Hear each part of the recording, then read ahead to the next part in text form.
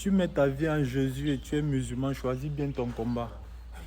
Les gars, je vais vous dire combien de fois que je m'étais islamisé à Dubaï. Je m'étais islamisé à Dubaï, les gars. C'est ça l'aventure. En aventure, on fait l'impossible. Parfois même l'aventure te pousse à faire quelque chose que tu ne veux même pas faire et que tu n'as jamais fait. Les gars, ce sont les règles de l'aventure. Oui, ça ce sont les règles de l'aventure. Si un aventurier veut évoluer, veut avancer, il n'a qu'à faire ce qu'il n'a jamais fait et il n'a qu'à faire l'impossible. Voilà les gars, je vais alors vous dire pourquoi est-ce que je m'étais islamisé à Dubaï.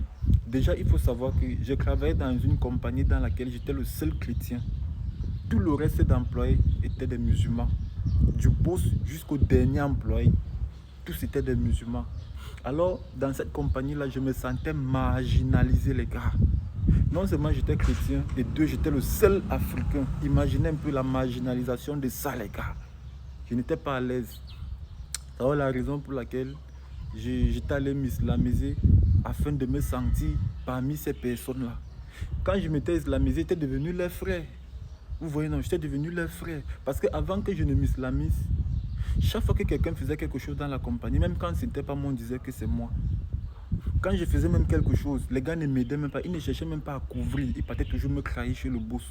Pourtant, quand c'était entre eux là, quand l'un d'eux faisait quelque chose, les gars, ils appuyaient ça, ça restait entre nous, ça n'arrivait même pas chez le boss.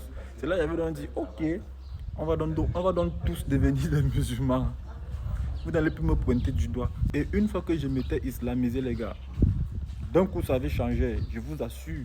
Ça avait changé d'un coup. Bonjour, Amémé. Ça va, ça va, ça va, ça va. Oui, pardon?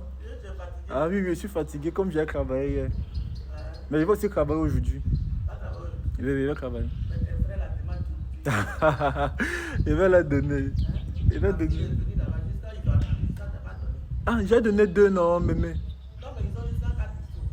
Ah, d'accord, d'accord, d'accord. D'accord.